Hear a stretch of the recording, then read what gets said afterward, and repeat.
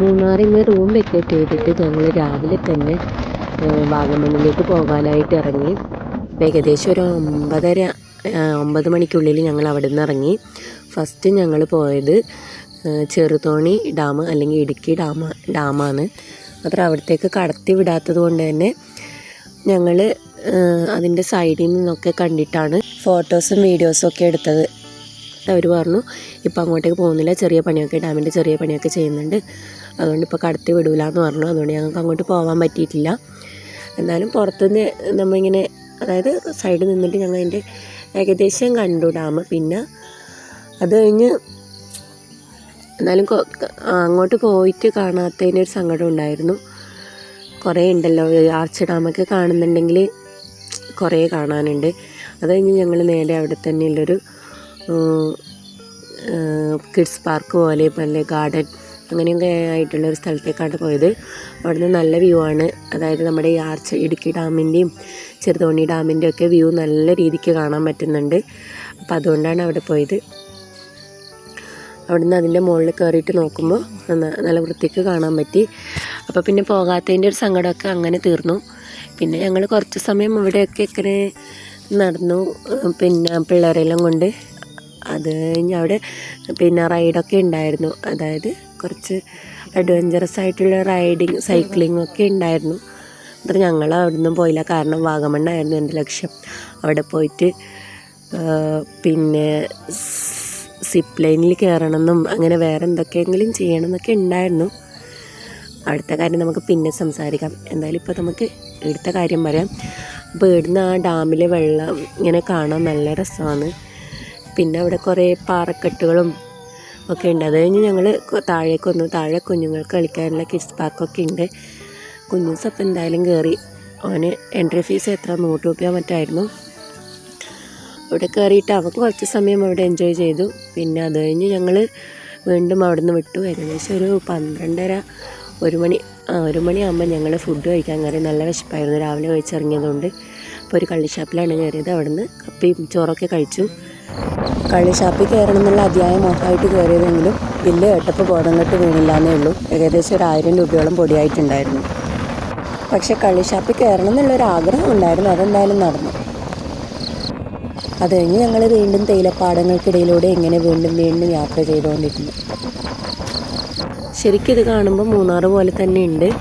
എന്താ പറഞ്ഞാൽ തേയിലപ്പാടങ്ങളൊക്കെ അതുപോലെ തന്നെയാണ്. നല്ല രീതിക്ക് ഇങ്ങനെ അവരത് കട്ട് ചെയ്ത് വൃത്തിക്ക് വെച്ചിട്ടുണ്ട്.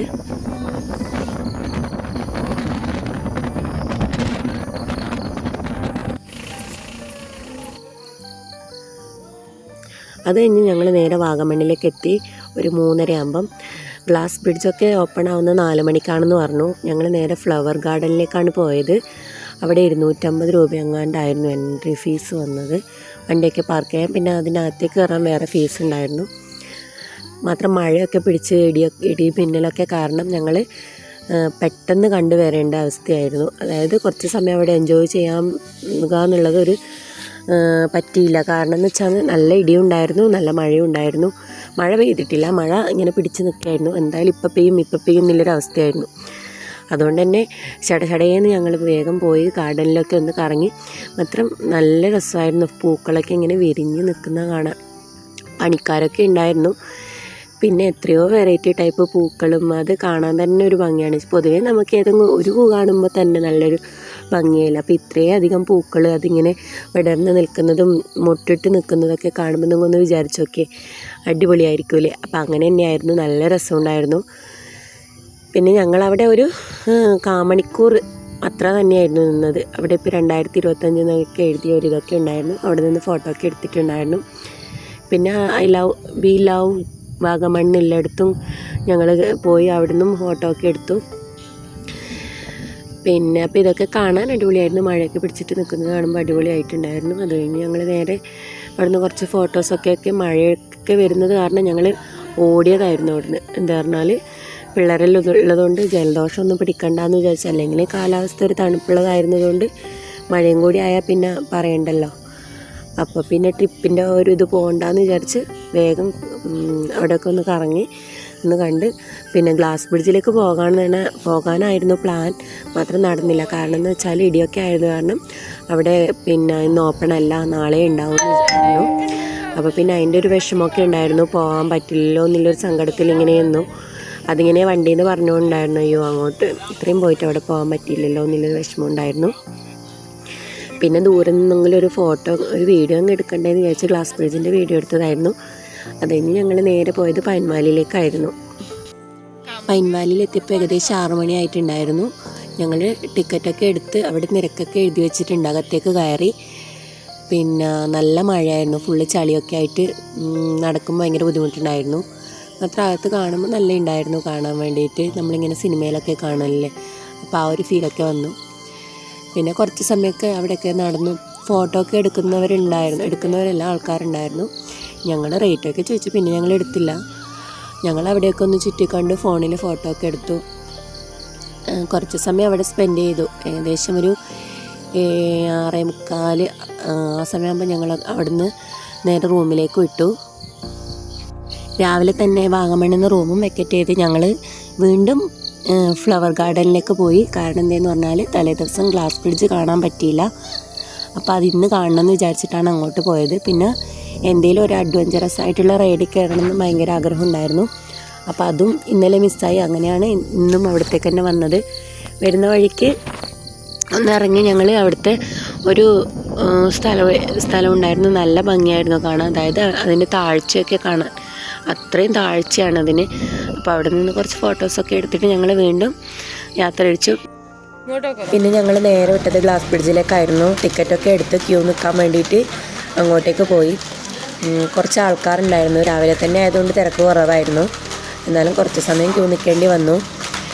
മാത്രം കുട്ടികളെയും കൂട്ടി, അതായത് ചെറിയ കുട്ടികളെയും കൊണ്ട് ഗ്ലാസ് ബ്രിഡ്ജിലേക്ക് എടുത്തുകൊണ്ട് എന്നുള്ളത് അവിടെ എഴുതി വെച്ചിട്ടുണ്ടായിരുന്നു. അതുകൊണ്ട് ദിച്ചൂസിനെ കൂട്ടാൻ പറ്റിയിട്ടില്ല. പിന്നെ ഞങ്ങൾ മാത്രം പോയി. ഗ്ലാസ് ബ്രിഡ്ജ് അടിപൊളിയായിരുന്നു കാണാൻ. കാരണം എന്താണെന്ന് വെച്ചാൽ നമ്മളിങ്ങനെ താഴെ നോക്കി നടക്കുമ്പോൾ നമുക്കൊന്ന് ഇപ്പോൾ വീഴും എന്നുള്ളൊരു ഫീലിങ്സ് ആയിരുന്നു. മാത്രം അതുകൊണ്ട് താഴെ നോക്കാണ്ട് നേരെ നോക്കിയാണ് നടന്നത്. മറ്റ് വ്യൂസും അടിപൊളിയായിരുന്നു. നല്ല താഴ്ചയുണ്ടായിരുന്നു നമുക്കിങ്ങനെ നോക്കുമ്പോൾ അവിടുന്ന് കാണാൻ. അപ്പോൾ കുറച്ച് സമയം മാത്രമേ ഗ്ലാസ് ബ്രിഡ്ജിൽ സ്പെൻഡ് ചെയ്യാൻ അവർ സമ്മതിച്ചിട്ടുള്ളൂ. പെട്ടെന്ന് വരണം എന്ന് പറഞ്ഞിട്ടുണ്ടായിരുന്നു. അതുകൊണ്ട് ഞങ്ങൾ പെട്ടെന്ന് പോയി കയറി കണ്ടു വന്നു. ഞങ്ങൾ പോയി കഴിഞ്ഞതിന് ശേഷമാണ് അനിയത്തിയും അവളുടെ ഹസ്ബൻഡും പോയത്. പിന്നെ അവിടുന്ന് കുറച്ച് ഫോട്ടോസൊക്കെ എടുത്തായിരുന്നു, പിന്നെ വീഡിയോസും എടുത്തു. അപ്പോൾ അങ്ങനെ ഗ്ലാസ് ബ്രിഡ്ജ് കയറണം എന്നുള്ളൊരാഗ്രഹം തീർന്നു കിട്ടിയെന്ന് തന്നെ പറയാം. അത് കഴിഞ്ഞ് പിന്നെ ഞങ്ങൾ കുറച്ച് സമയം അവിടെയൊക്കെ സ്പെൻഡ് ചെയ്തു. കുറച്ച് അങ്ങോട്ടും ഇങ്ങോട്ടൊക്കെ പോയി.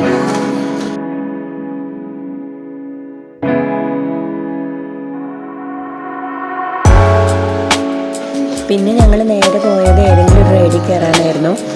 ഫ്രീ ഫാളായിരുന്നു ലക്ഷ്യം വെച്ചത്. മാത്രം അത് അവിടെ ഇല്ലായിരുന്നു. അതുകൊണ്ട് തന്നെ ഞങ്ങൾ സിപ്പ് ലൈനിൽ കയറി. അപ്പോൾ സിപ്പ് ലൈനിൽ കയറുന്നുള്ളത് അല്ല, ഏത് റൈഡായാലും ആദ്യമായിട്ട് കയറുമ്പോൾ നമുക്ക് വല്ലാത്തൊരു ഫീലായിരിക്കുമല്ലോ, ഒരു പേടിയോ ഭയോ അങ്ങനെയൊക്കെ. അപ്പോൾ ഇത് ഞങ്ങൾക്കുണ്ടായിരുന്നു. ഞാൻ കുറേ സമയം അവിടുത്തെ ചേച്ചിയോട് പറഞ്ഞു, ചേച്ചി പേടിയാവുന്നു, എന്തെങ്കിലും പറ്റുമോ? അപ്പോൾ അവർ പറഞ്ഞു ഫ്രീ ആയിട്ട് വിട്ടാൽ മതി, പ്രശ്നമൊന്നും ഉണ്ടാവില്ല എന്നൊക്കെ പറഞ്ഞു. മാത്രം ഞങ്ങൾക്ക് ഭയങ്കര ടെൻഷനായിരുന്നു. പിന്നെ പാരാഗ്ലൈഡിങ്ങൊക്കെ ഉണ്ടായിരുന്നു. മാത്രം അതിൽ ഞങ്ങൾ കയറിയില്ല, നല്ല റേറ്റ് ആയിരുന്നു. അങ്ങനെ കയറിയ ഒരാളായിരുന്നു അത് സിപ്പ് ലൈൻ നല്ല ഉണ്ടായിരുന്നു. ഫസ്റ്റത്തെ ഒരു എക്സ്പീരിയൻസ് ആയിരുന്നു. അതുകൊണ്ട് അടിപൊളിയായിരുന്നു. പിന്നെ ഞങ്ങൾ അതൊക്കെ കഴിഞ്ഞ് അവിടുത്തെ പരിപാടിയൊക്കെ അവസാനിപ്പിച്ച് ഞങ്ങൾ തിരിച്ച് നമ്മുടെ സ്വന്തം കാസർഗോഡേക്കാണ് അന്നത്തെ യാത്ര. അതായത് ഞങ്ങളന്ന് നാട്ടിലേക്ക് മടങ്ങിയായിരുന്നു. 3 ട്രിപ്പൊക്കെ കഴിഞ്ഞിട്ട് നാട്ടിലേക്ക് മടങ്ങാനായിരുന്നു പ്ലാൻ. അപ്പോൾ ഒരു 10-12 മണിയാകുമ്പോൾ ഞങ്ങൾ വാഗമണ്ണിൽ നിന്ന് യാത്ര തിരിച്ചു. പിന്നെ അതിനിടയിൽ ഞങ്ങൾ ഫുഡ് കഴിക്കാൻ വേണ്ടിയിട്ട് തൃശ്ശൂർ എത്തുമ്പോൾ നിർത്തിയിരുന്നു. അപ്പം ഞങ്ങൾ അവിടെ നിന്ന് ഫുഡൊക്കെ കഴിച്ച് ഒരു 6 മണിയാകുമ്പോൾ ഞങ്ങൾ മലപ്പുറത്ത് എങ്ങാണ്ട് നിർത്തി. പിന്നെ ഒരു ജ്യൂസ് ഐസ്ക്രീം കഴിച്ചു. പിന്നെ രാത്രിയത്തെ ഫുഡ് എന്ന് പറഞ്ഞാൽ തലശ്ശേരിയിൽ നിന്നായിരുന്നു. കുറച്ച് ഹെവി ആയിട്ട് തന്നെ കഴിച്ചു. അത് കാരണം ഭയങ്കര ക്ഷീണമുണ്ടായിരുന്നു. എന്നാലും ഫുഡൊക്കെ എല്ലായിടത്തും അടിപൊളിയായിരുന്നു. പോകുന്ന വഴിക്ക് പിന്നെ ഞങ്ങൾ കുറച്ച് കാഴ്ചകളൊക്കെ കണ്ടായിരുന്നു. അപ്പോൾ അങ്ങനെ ഞങ്ങളുടെ അന്നത്തെ യാത്ര അല്ലെങ്കിൽ 3 ട്രിപ്പ് എന്തായാലും ഞങ്ങൾ അടിച്ചു പൊളിച്ചു.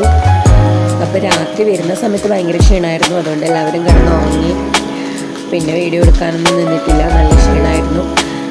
തലശ്ശേരിയിൽ നിന്ന് ഫുഡും കഴിച്ച് കിടന്നുറങ്ങിയതാണ്. പിന്നെ അറിയുന്ന സമയത്ത് ഞങ്ങളുടെ വീട്ടിലേക്ക് എത്തിയിട്ടുണ്ടായിരുന്നു. ഏകദേശം ഒരു 100 മീറ്റർ പിന്നെ ബാക്കിയുണ്ടായിരുന്നുള്ളൂ. അപ്പോൾ അത്ര ഉറക്കമായിരുന്നു, അത്ര ക്ഷീണം ഉണ്ടായിരുന്നു. 2:30 ഏകദേശം ഞങ്ങൾ നാട്ടിലേക്ക് എത്തുന്ന സമയത്ത്. അപ്പോൾ എന്തായാലും ഞങ്ങളുടെ യാത്ര അടിപൊളിയായിരുന്നു. നിങ്ങൾക്കും ഞങ്ങളുടെ യാത്രാവിശേഷങ്ങളൊക്കെ ഇഷ്ടപ്പെട്ടു എന്ന് വിചാരിക്കുന്നു. എൻ്റെ മുമ്പത്തെ വീഡിയോ കൂടി കാണണം, 3-ാം ട്രിപ്പിൻ്റെ. അപ്പോൾ 2 വീഡിയോയും ഇഷ്ടമായെങ്കിൽ ഒന്ന് ലൈക്ക് ചെയ്യണം, ഷെയർ ചെയ്യണം, സബ്സ്ക്രൈബ് ചെയ്യണം.